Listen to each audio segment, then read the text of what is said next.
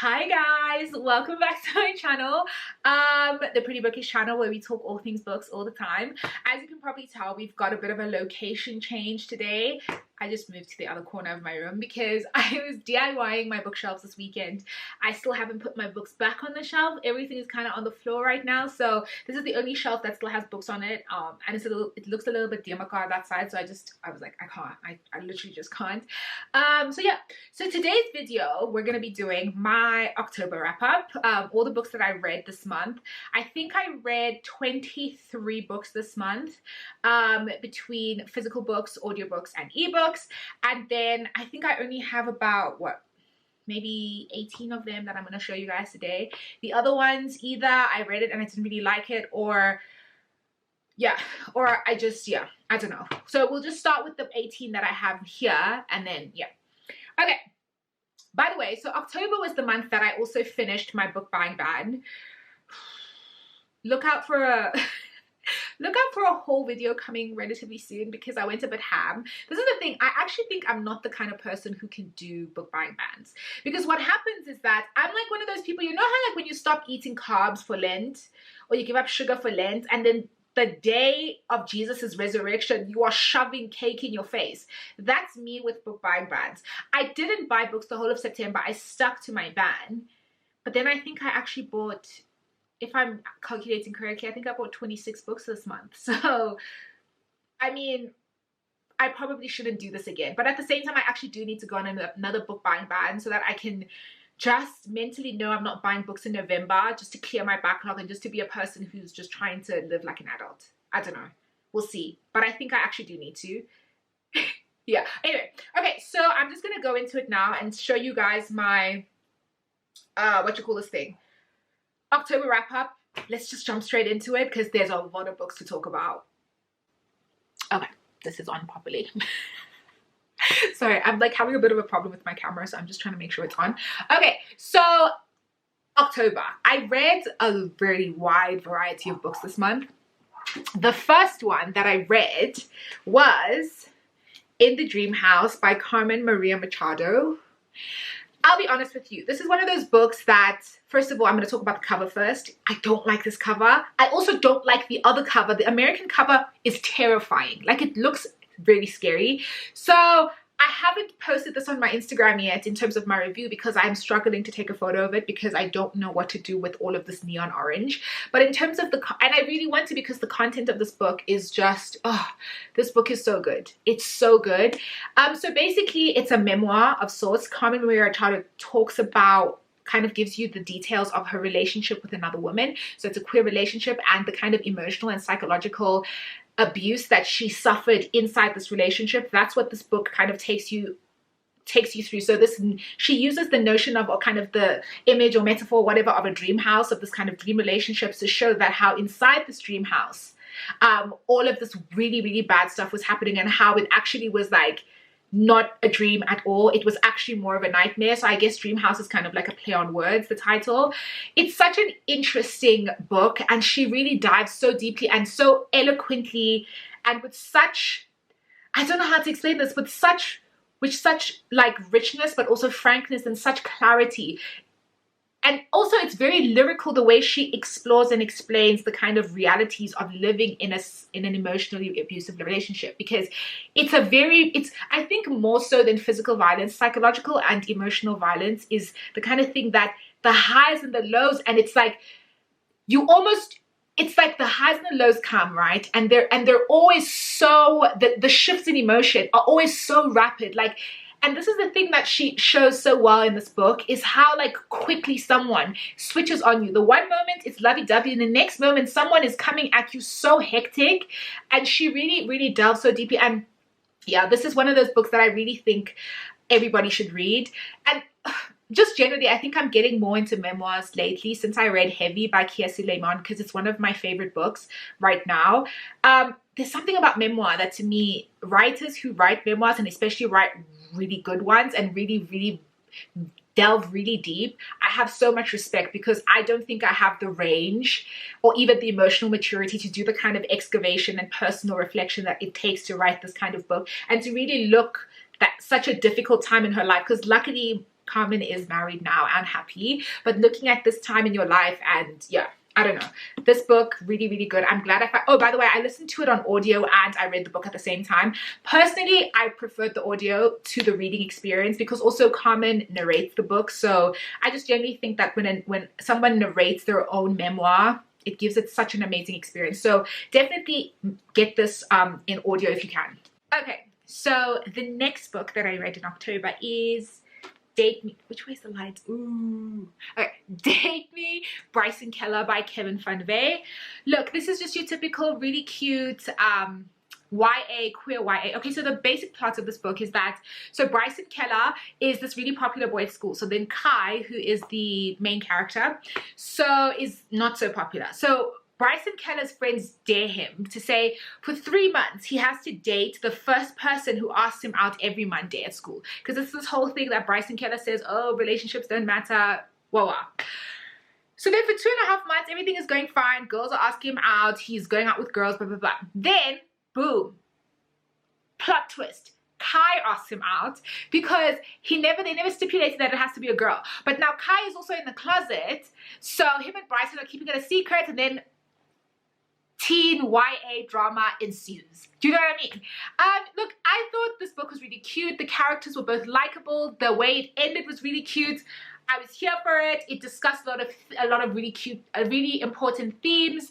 I just think like if you're like a young adult, this would be a great book to read. Just generally, if you're into queer, if you're looking for like just like queer YA to make your heart go pitter patter, this is actually pretty good. I gave it like I think a 3 or 3.5. I can't say anything wrong with this book. So yeah, it for what it is, it's well written. Okay, great. Next, we're gonna talk about my favorite book of 2020. Love in Color by Bolu Babalola. Oh, guys, this book. This is, and people ask me all the time on Instagram, especially when I do quick Q&As, oh, what's your favorite book? What's your favorite book? And I always say that's the stupidest question to ask somebody, or like really the most difficult question to ask somebody, because it's so hard to answer. This is my favorite book of 2020. Love in Color, Bolu Babalola. If you haven't read it, go and buy it immediately and read it. Oh my God, this book, the writing is so rich and so delicious and so crisp, and the stories, oh, everything about this. Okay, so basically, let me explain what it is. So it's basically, I think a collection of, I would describe it as a collection of short stories. Mythical tales from around the world retold. Okay, I did read this for you guys a couple of weeks ago. So basically, Bolu takes a step in decolonizing tropes of love and creates new stories inspired by the wildly beautiful and astonishingly diverse tales of romance that we know. So she basically takes popular characters or popular figures in mythology, not Greek mythology, other mythologies. Like she picks Oshan, which I think emanates from Nigerian mythologies, aspects of I think Yoruba, if I'm not mistaken. Nefertiti, Shahrazad, these kinds of characters who are often overlooked, and she kind of modernizes these tales. But some of them are not modern, but some of them are, and some of them are like old school, but she weaves the old, the new, and the modern, and the kind of ancestral and the historical to create, and it's like social commentary, and it's everything. These stories are so beautiful. My favorite ones, if you have this book and you're about to read it, pay attention to. The first one, Oshan. First of all, the writing is superb. It's like you feel drum beats while you're reading that book. That story, you feel like the rhythm, it moves. Everything about it hits. Like there's nothing wrong with this book. Like, oh, especially that first story. Oshan is amazing.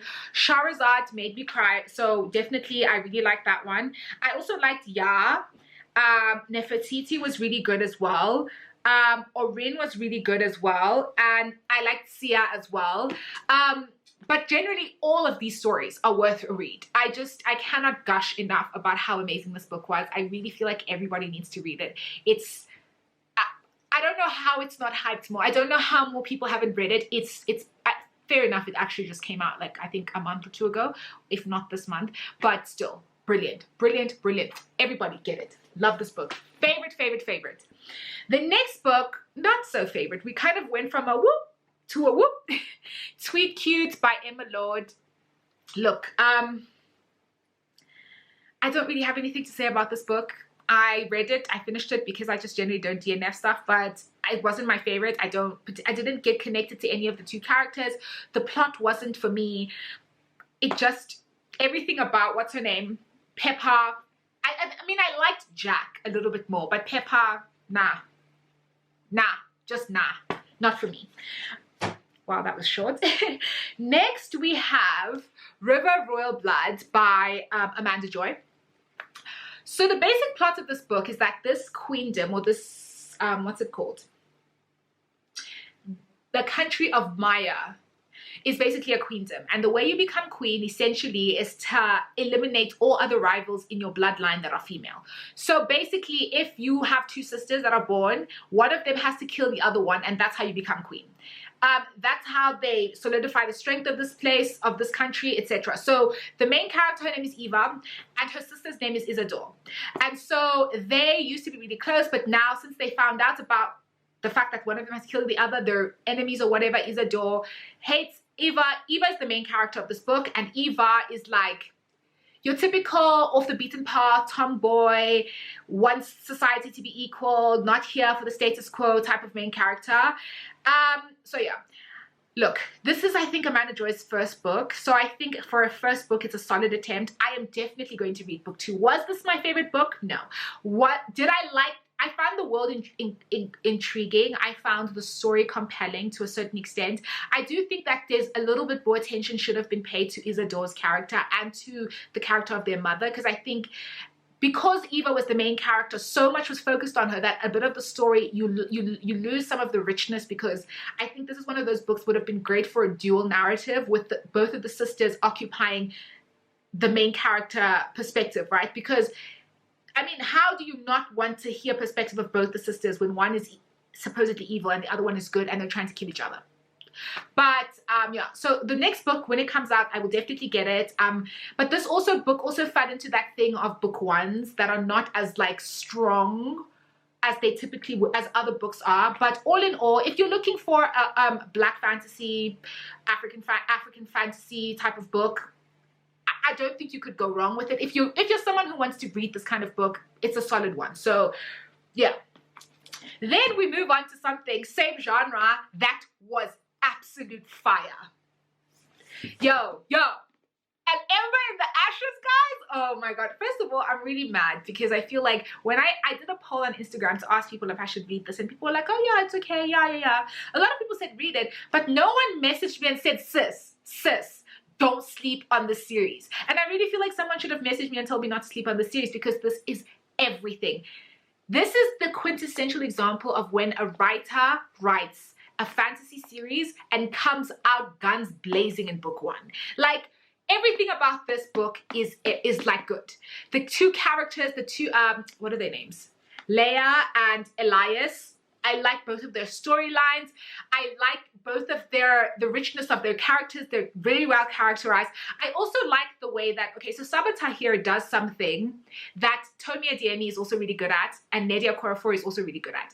This thing of world building while the narrative is progressing. So what happens when you do that is that book 1 then doesn't have any dead, boring moments where there's a lot of information, because you're getting bits and pieces. She's weaving the information and the details of the world and the animosities and the alliances and all that stuff into the actual characters, into their dialogues, into their interactions, so that by the time you finish this book, you have a very well account of what's happening in this world. But also the characters are alive. You're in the story from the beginning. Everything is moving. You don't have those like kind of I'm sorry, I love Sarah J. Maas sometimes, but you don't have those Sarah J. Maas 200-page dead spots where it's just literally world building for no reason all the time. You are trying not to fall asleep. You know this information is important, but you also can't stay awake. This one, everything moves as it's supposed to, and I'm so intrigued I'm so excited to get to Torch Against the Night, which I already have. It's like somewhere here behind me, ready to read that. So this 110% loved it. Next, we have We Have Always Been Here by Samra Habib. It's a queer Muslim memoir. I thought it was really good. I like these kinds of books. I actually switched between audio for this one as well. And I just think generally from memoirs, I'm going to tend to do that, because it does elevate the reading experience, or the listening, or the consumption experience, whatever you want to call it. So Summer Habib writes the story, and I think it's a really interesting take and an interesting way to explore queerness and faith and queerness in other spaces, because I think a lot of the time the narrative around queer identity is dominated by the West, and it's dominated not only by Western people but by particularly white Western people. So these kinds of stories I'm always here for. I thought it was a really solid memoir. It's actually also pretty short. It's like 200 pages. So, and it does touch on a number of other topics: migration, identity, belonging, faith, all this stuff. So I did a review of this on my Instagram, so check that out if you want to know a little bit more. But all in all, solid book. Really enjoyed it. Next, I read Red Scrolls of Magic by Cassandra Clare. Look, I am a huge fan of the Mortal Instruments. I didn't really get into the Dark Artifices and all the other series she wrote afterwards, but Mortal Instrument will always have my heart. I loved them when I was in high school. Alec and Magnus have been my favorite people, like actual people. I think of them as actual people for the longest time. The fact that they have a series of their own, I'm so excited. I also have actually received, thank you so much, Jonathan Ball sent me the Lost Book of White, which I'm excited about. But this was everything you needed. It was cute. It gave you more Magnus and Alec moments. There was also like couple drama. They had relationship strife, but they were also on vacation, and it was like Paris, and like there was love, there was romance, there was like lust and like sexual tension and like everything you wanted. I just only wish this had been a movie. Not with the actors from Shadowhunter the series, but with the two actors from the actual movie. The movie was horrible, but the guy who played Magnus in that movie, he's so gorgeous. It's insane. So anyway, this book, I'm so excited I finally read it. Obsessed. Then the next one is, I'm sorry guys, like there's a lot of books to get through. Finally read Queen of Nothing by Holly Black. Okay, so this book came out ages ago. However, I have this thing, and you guys know this, I've said this before, I don't like to buy books in a series where the sizes are not the same, where the covers don't match, and where, like, you know what I mean? So I need everything to be in order. So I have the paperbacks of this book, and then it came out, and it was first hardback, and then it was trade paperback for the longest time. Every time I went to exclusive books, I saw it trade paperback.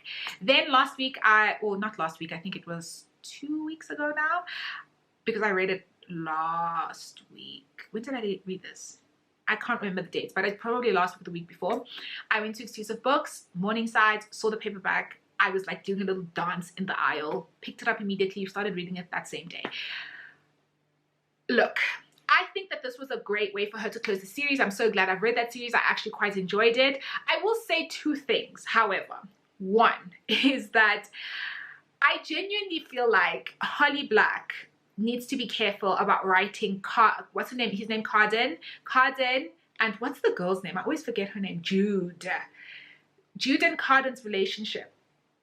Guys, it's toxic. I get that, like, it's fairy, so the kind of rules about violence and like dynamics is not the same as humans, but I just feel like it's like for all of this book, Carden has been horrible, and now we're supposed to believe that it was all him just trying to show affection or whatever, and now they're like in love. It's a lot. And I mean, you knew it was coming when I was reading Wicked King and Cruel Prince. You knew it was coming, but also I'm just like, but at the same time, I'm glad they're together because they had to get together. Otherwise, why did we read these 3 books? But at the same time, when I finished it, I was just thinking to myself, this doesn't feel right, because really their relationship wasn't the normal enemies to lovers.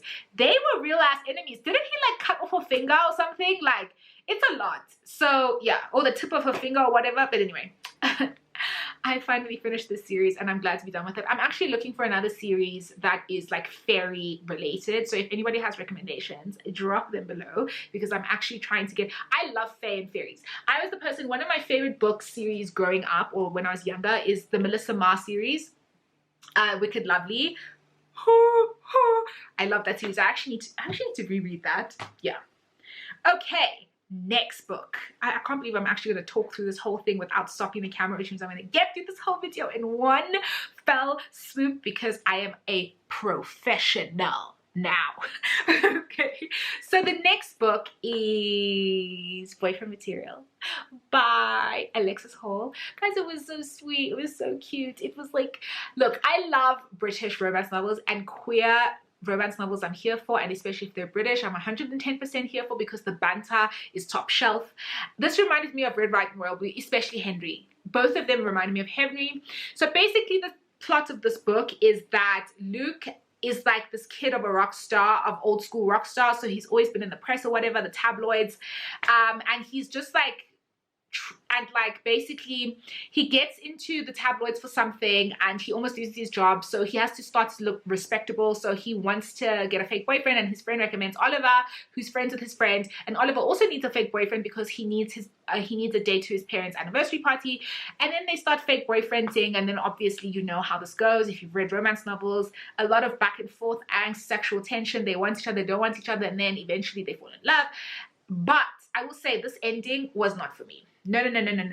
It felt rushed. And also, Oliver let me down in the end because I really needed more of an epic romance moment from him, and he didn't give me that. And I get it, fine, it's a little bit more real when it's low-key, but I didn't show up here for real, okay? I showed up here for vibes, and it was not vibes. But otherwise, all in all, solid book. Loved it as well. Okay, whew, okay, I need to take a drink because like your girl been talking for 16 minutes straight. Like, wow. Oh, look at me. Let me plug some Woolies stuff. This, I just found this today at Woolies. It's called, I can't see if you, I don't know if you guys can see it. Anyway, it's a Passion and Pine sparkling water or something. It's actually so good. Very surprised. Okay, next. Oh, I feel like I'm talking like I'm running a marathon. 1 Year of Ugly by Caroline Mackenzie. Basic plot of this book. Yola is the main character. Roman is the male main character / love interest. So Yola's family gets into some weird illegal activities with this guy named Ugly, and Roman is Ugly's right-hand man. So basically the family has to owes Ugly a crap ton of money, and they have to do all the stuff for him to pay back the debt. And then Yola is secretly in love, or having whatever, I don't know, wants Roman. A lot of drama, a lot of hijinks, as you can imagine. It's kind of funny, kind of. I wrote my review on this book, and I did point out there's a couple of things about this book that bothered me. First and foremost is the fact that I just felt like there was the description of the female characters. It was so overly sexualized, and their bodies were made such a point of reference. And the thing is, the reason why that bothered me is because Caroline Mackenzie is a white Trinidadian writer, but the family in this book is Venezuelan, so they're Latinx.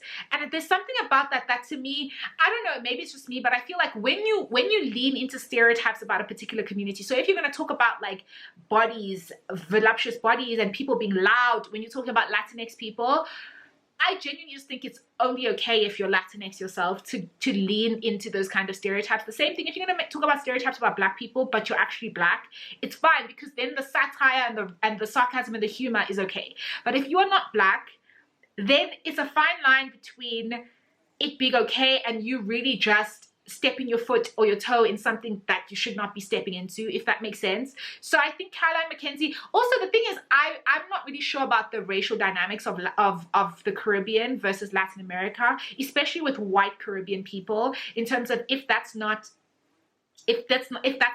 for you to just write from a Venezuelan family when you're not Venezuelan. And I get it, people, because I did comment about this on my Instagram, and people were just like, okay, well, where does creativity come in? And I get it, but I also think that right now, at this particular moment we're in, and where we are as a society, we're not yet at the point where particularly white people are allowed to write, or should be allowed to write, about other ethnic groups and use them as the main characters and the point of reference for their books, because I feel like we really need to be championing people writing their own books.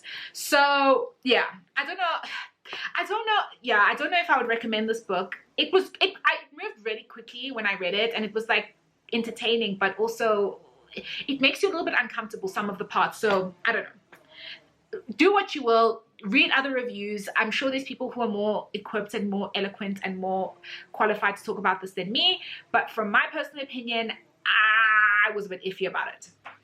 Okay, the next one, I listened to this on audio, and I read the book. I'm so glad. The Far Field by Madhuri Vijay. This book was all over Bookstagram, I think, last year, and I wanted to read it. I'm really trying to branch out myself because I read a lot of Black female writers. I'm trying to branch out into a lot of Asian, Indian, Latinx writers, because I typically only read Black, African American, and Black Caribbean writers. So look out for my review of this book on Instagram, because I still need to order my thoughts in terms of what I thought. I finished it. I really was engaged in the story, but there's some parts of it, and especially the ending, that made me like, So just give me a couple of days to like, or at least a week or something, and then I'll write a review on this book. But anyway, I finished it. Yeah. And then the next book that I finished, this one as well, The Death of Vivek Orgy. So Jonathan Ball sent me this book, and thank you so much for that. Look, guys, like, they really be writing books that like rip your soul out from you. Do you know what I mean? So I'm still trying to get my thoughts in order in terms of writing a review of this book. I will say it is worth the hype. It is really good. I think it's well written, and I think that everybody who's talking about it and loves it, there's a reason why everybody on Instagram and just generally book reviewers all over the place are saying that they love this book. It's very good. I will say one thing though. I wanted more of Vivek in this book, and I'll talk about that a little bit more, I think, when I write my Instagram review. But because of the you'll see when you read it, some of the perspectiveness of it, Vivek, like this glimpses of Vivek spoken from his own mind that you get, you fall in love from the first time you read from his perspective. So I basically wanted this whole book to just be him speaking about his identity and his journey and his experiences. And a lot of his experiences are narrated not from his perspective, which is which when you read the book, you see why the people who speak on it have a right to speak on it, but also you just kind of love him so much that you just want to hear from him. So that was my experience of this book. But other than that, really solid. I would highly recommend you guys read this book. Then the third to last one is, I actually read this book stealth Loki. I don't think anybody saw me because I just read this book in like a day. Actually, I read this when I was driving back from Durban, the 6-hour drive. This is what I was reading. Felix Ever After by Case and Calendar. It's as good as everybody says it is. I've read another of Case and Calendar's books that I didn't really like. What's it called? Kind of an epic love story. I didn't really like that book.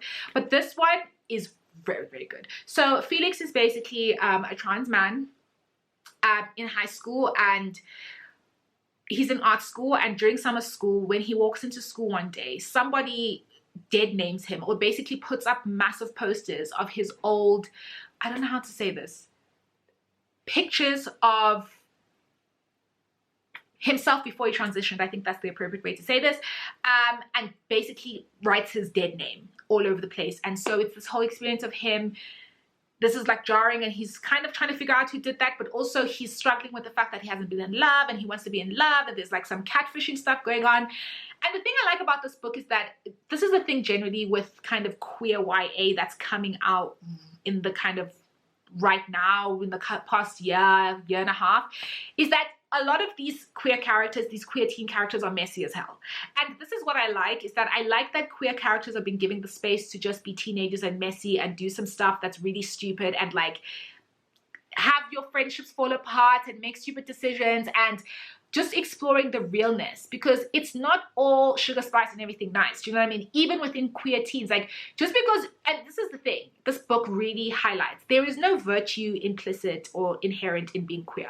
Just because you yourself are queer doesn't absolve you, or doesn't remove your ability to be problematic. So that's some of the stuff that's discussed in this book. So I would definitely say, if you like queer YA, it's well worth the read. Okay, and so the last two books that I want to talk about are, and I will only say like something short about them because I actually want to do a full YouTube video, but they are Sensibility and Persuasion by Jane Austen. Guys, if you follow me on Instagram, you know I got sucked into Jane Austen, into the whole of Jane Austen. Like, this stuff had me by the neck in a chokehold for like 3 days. So I actually bought these 2 editions from Exclusive Books because I thought they were so pretty. I think they're the Barnes and Nobles editions. And then what happened was I was on Audible because I have credits that I need to finish, and I saw a version of Sense and Sensibility narrated by Rosamund Pike. Guys, if you know who Rosamund Pike is, you know why I was excited about that. Guys, Rosamund Pike's voice is so beautifully lyrical and British and so classy, and it's just everything. I love her voice. She plays Jane in Pride and Prejudice, in the movie, the one with Keira Knightley. So she plays Jane. So I listened to that and I got sucked in, guys. First of all, this is probably one of my I don't know if it's better than Pride and Prejudice, because to be fair, I haven't read Pride and Prejudice. I'm just judging off the movie. But Sense and Sensibility, 5 out of 5. Persuasion, I didn't like as much, but still highly entertaining, very enjoyable. I really am so glad that I've read these 2 books. I even, just like I was saying to people on Instagram, I just started listening to Little Women because I really feel like audiobooks are a great way for me to get through the classics, I've realized. So, and especially the ones that I want to read, because I'm not obviously going to listen to the classics that I don't care about. Like, you're not going to find me here listening to the Count of Monte Cristo, because I don't care. But these ones I'm excited to read or listen to and read. And I was following along, like doing this thing, and it's just everything was about it was fantastic. So these are the other 2 books that I finished. In terms of audiobooks, wow, I need to learn to breathe. In terms of audiobooks, the ones that I listened to this month, I listened to Anxious People, which I got an ARC, and not an ARC because you listen to it, an ALC from Libro. Anxious People by Frederick Backman. It was a great listen. It's a story about nothing. I know it's a story about a bank robbery technically, but it's also a story about nothing. It was really entertaining because I was listening to it in the car and I was driving to and from Joburg, because I listen to stuff on 2 speeds, so everything goes really quickly. All in all, really entertaining if you just like want something to quickly finish and you don't want something that's going to require all your mental energy. Pretty great book. I listened to Grown Up by Emma Jane. What's her name? Emma Jane something. Wait, let me check the name. Grown Ups by Emma Jane Unsworth. To be honest, meh. Like, I could definitely do without it. Like, it was very wah-wah. Like, I just was not really a big fan of that book. Personally, I feel like it was a bit of a waste of my time, but I listened to it, so it is what it is. Then I also read Work for It by Talia Hibbert. I told you guys I'm getting through Talia Hibbert's whole body of work, come hell or high water. So Work for It by Talia Hibbert is also the other book that I have read this month on my phone, because as I said before, don't have a Kindle. Update, my dad still hasn't bought me a Kindle. So yeah, so that's the last book that I read this month. Okay guys, that is the end of this very, very long video. I realize I read a lot of books, but I'm trying to give you guys a little bit more information, because I realized when I watch my other videos back, I tell you guys I read something or I want to read something, but I never really go into the synopsis of the plot and explain what the book is about. Because first of all, I assumed y'all was Googling some shit, but I've seen other people's videos and apparently you guys want to know what the, but then I also thought that you guys probably are watching videos so that you don't have to Google stuff. So, okay, so thank you so much for watching this video. I hope you guys enjoyed it. Don't forget to subscribe to my channel below, and follow me on Instagram on @prettybookish, prettyxbookish. Yeah, that's all I have to say. So thank you so much for watching this video. Look out for my November possibility file coming up in the next couple of days as well, and a couple of other videos. Thank you so much. Bye.